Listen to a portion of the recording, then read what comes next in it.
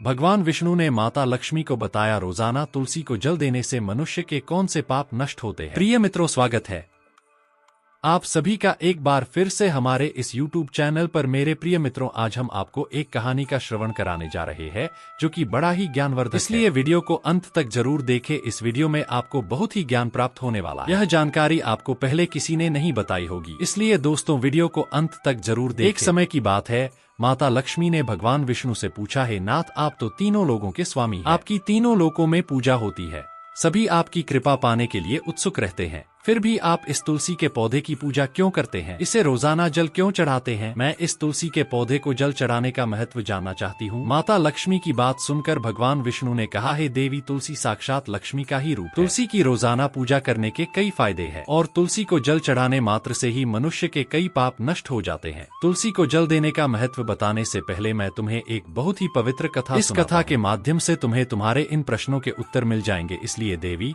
आप इस कथा को बड़े ही ध्यान से सुनो। भगवान विष्णु ने कहा, हे देवी, जो भी मनुष्य सिर्फ इस कथा को ध्यान लगाकर पूरी सुन लेता है उसे 100 वर्षों तक तुलसी को जल देने का फल प्राप्त। माता लक्ष्मी ने कहा, स्वामी, मैं इस कथा को बड़े ही ध्यान से सुनूंगी, आप मुझे वह पवित्र कथा सुनाना प्रारंभ कीजिए। भगवान विष्णु ने कहा, देवी, बहुत समय पहले की बात है।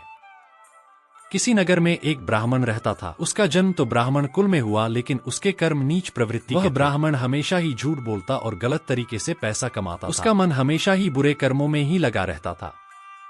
वह सदैव ही जुआ, वेश्यावृत्ति और चोरी में ही लगा रहता था। उसने अपने जीवन में कभी भी पुण्य के काम नहीं किए और शास्त्रों का अध्ययन नहीं किया। ब्राह्मण होते हुए भी कभी पूजा पाठ नहीं किया। सदैव ही उसका मन दूसरों के धन पर लगा रहता और वह दिन में जो भी धन कमाता उसे रात्रि में जुआ और वेश्यावृत्ति में उड़ा दिया करता। इस तरह वह ब्राह्मण अपने जीवन को पाप कर्मों में ही गुजार रहा था। उसने अपने मुख से कभी भगवान का नाम भी नहीं लिया और न कभी देवी देवताओं का पूजन किया।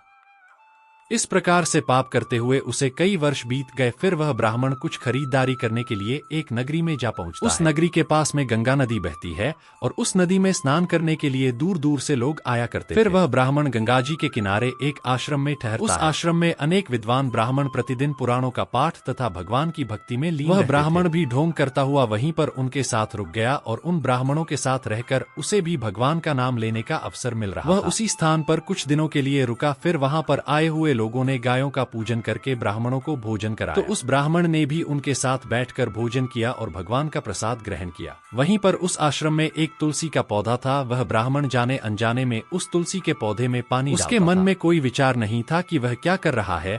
वह प्रतिदिन सुबह उठकर बाल्टी में पानी लेकर तुलसी के पौधे में डालता था। यह उसका रोजाना का नियम बन गया। फिर एक दिन की बात है, वह आश्रम में सोया हुआ था। तभी अचानक उसके पास एक काला सर्प आया और उस काले सर्प ने उसे नींद में ही डस लिया और थोड़ी ही देर में उस ब्राह्मण की नींद में ही मृत्यु हो गई। और जब सुबह दूसरे ब्राह्मणों ने उसे इस अवस्था में देखा तो उन्होंने उसके मुख में तुलसी पत्र और तुलसी का जल डाल दिया।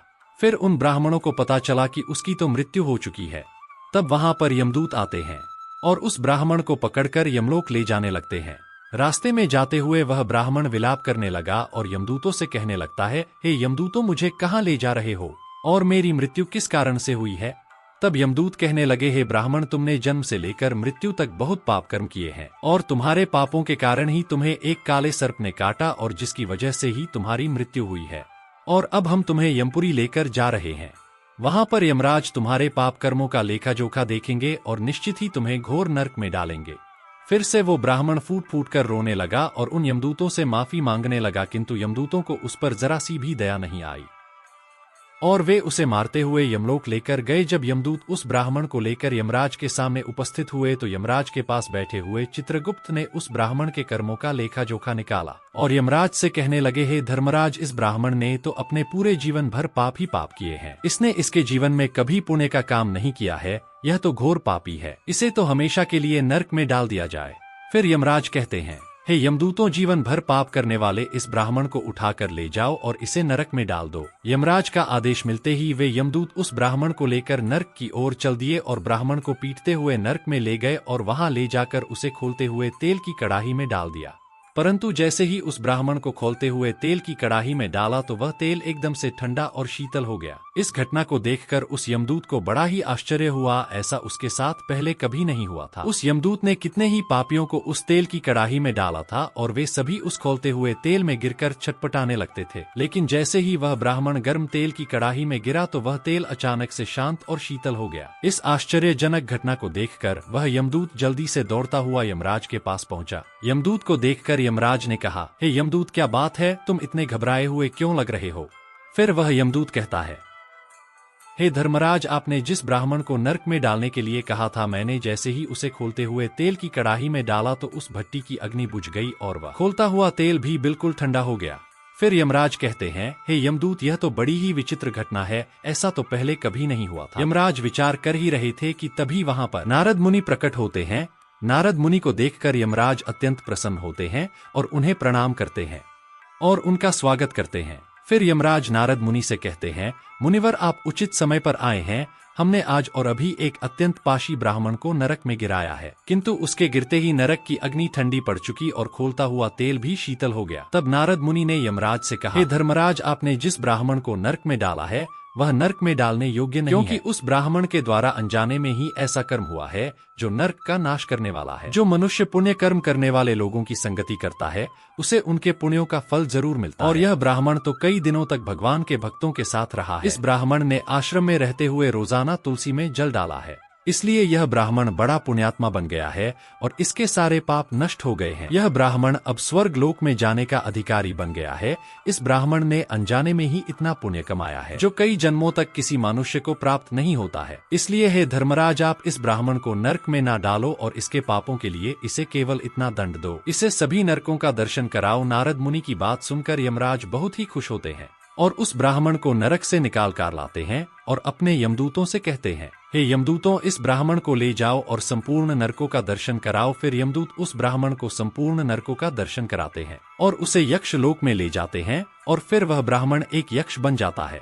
भगवान विष्णु कहते हैं, हे देवी, वनस्पति नाम तुलसी, मास नाम कार्तिक, तिथि नाम एकादशी। देवी, वनस्पतियों में मुझे तुलसी प्रिय है, मास में कार्तिक मास और तिथि में एकादशी प्रिय है। इसलिए जो मनुष्य रोजाना तुलसी की पूजा पाठ करता है और तुलसी को जल देता है वो मनुष्य मुझे सबसे अधिक प्रिय है। उस मनुष्य की कभी भी दुर्गति नहीं होती है और वह मनुष्य कभी नरक में नहीं गिरता है। जिन घरों में तुलसी का पौधा सदैव ही हरा भरा रहता है उस घर में सुख शांति और समृद्धि बनी रहती है। भगवान विष्णु कहते हैं, देवी, मेरी पूजा में और मुझे चढ़ाए जाने वाले भोग में तुलसी के पत्र अवश्य होने चाहिए, क्योंकि तुलसी पत्र के बिना मैं किसी भी प्रकार का भोग स्वीकार नहीं करता हूँ। इसलिए प्रत्येक घर में तुलसी का पौधा अवश्य होना चाहिए। अगर आपके घर में तुलसी का पौधा है तो सुख शांति और समृद्धि के लिए तुलसी को चुनरी, ओढ़नी अवश्य चढ़ानी चाहिए। और हमेशा ध्यान रखें कि तुलसी का पौधा चुनरी के बिना अधूरा होता है। तुलसी केवल एक पौधा ही नहीं है बल्कि वह एक देवी है, मेरी अर्थात विष्णु की पत्नी है। इसलिए तुलसी को चुनरी अवश्य ही चढ़ानी चाहिए। इससे पति पत्नी में प्रेम और विश्वास बढ़ता है। पति पत्नी का दाम्पत्य जीवन खुशहाल बना रहता है। घर में रहने वाली महिलाएं सदा सुहागिन और सौभाग्यशाली रहती हैं। तुलसी का विवाह भी अवश्य कराना चाहिए। इससे मनुष्य के सभी दुखों का अंत होता है और सांसारिक जीवन सुखमय बीतता है। भगवान विष्णु कहते हैं, देवी, तुलसी के पौधे के पास अपने मुख से अपशब्द नहीं बोलने चाहिए। तुलसी के नजदीक भूल से भी जूते, चप्पल अथवा झाड़ू पोंछा नहीं रखना चाहिए, इसे पाप माना गया है। तुलसी के पौधे के पास जल से भरा हुआ बर्तन भी नहीं रखना चाहिए। तुलसी के पौधे के पास दीपक जलाने के बाद दीपक को वहां से हटा देना चाहिए, क्योंकि तुलसी के नीचे बुझा हुआ दीपक रखना अशुभ माना जाता है। जिस स्थान पर भी तुलसी का पौधा होता है उस स्थान को हमेशा ही साफ स्वच्छ रखना चाहिए। इसलिए नियमित रूप से तुलसी के पौधे के पास साफ सफाई का ध्यान रखना चाहिए। तुलसी के पौधे में शिवलिंग और गणेश जी की प्रतिमा नहीं रखनी चाहिए। साथ ही तुलसी के गमले में अन्य किसी भी प्रकार का पौधा भी लगाना अशुभ होता है। तुलसी के पौधे के पास कपड़े भी नहीं सुखाने चाहिए, अन्यथा कपड़ों का गंदा पानी तुलसी के पौधे पर गिर सकता है। और हमेशा ध्यान रखना चाहिए कि तुलसी के पत्र को नाखून से नहीं तोड़ना चाहिए, इससे तुलसी का अपमान होता है।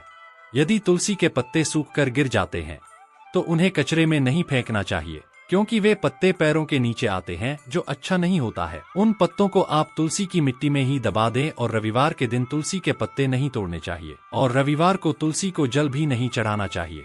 बाकी सभी दिन तुलसी को सुबह स्नान से निवृत्त होकर जल देना चाहिए और शाम के समय एक दीपक जलाना चाहिए। भगवान विष्णु कहते हैं, देवी, अक्सर महिलाएं स्नान के बाद अपने बाल खुले रखकर ही तुलसी को जल देती है। ऐसा करना गलत होता है। महिलाओं को हमेशा ही अपने बाल बांधकर माथे पर सिंदूर लगाकर ही तुलसी में जल देना चाहिए। इससे तुलसी का आशीर्वाद प्राप्त होता है। घर में तुलसी का पौधा लगाते समय ध्यान रखें कि इसके लिए गंदी मिट्टी का उपयोग नहीं करें।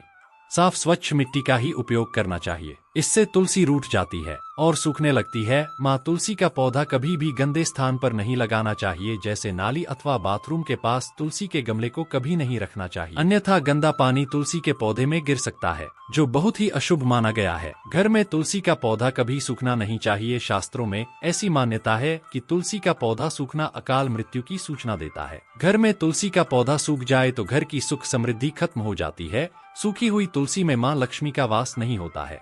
भगवान विष्णु कहते हैं, शास्त्रों के अनुसार मासिक धर्म के दौरान महिलाओं को तुलसी के पौधे में पानी नहीं डालना चाहिए और तुलसी को स्पर्श करना भी वर्जित है। तुलसी को बिना स्नान किए जल नहीं देना चाहिए और पैरों में चप्पल आदि पहनकर भी तुलसी को जल नहीं देना चाहिए। तुलसी को जल देते समय ध्यान रखें कि वह जल आपके पैरों पर ना पड़े, इससे तुलसी का अपमान होता है। भगवान विष्णु कहते हैं, नित्य तुलसी के दर्शन से मनुष्य को स्वर्ग की प्राप्ति होती है और तुलसी पत्र के सेवन से उसके सभी पाप नष्ट हो जाते हैं। तुलसी का पौधा हमेशा घर के सामने लगाना चाहिए। इसे पूर्व अथवा उत्तर दिशा में लगाना सबसे अधिक शुभ होता है।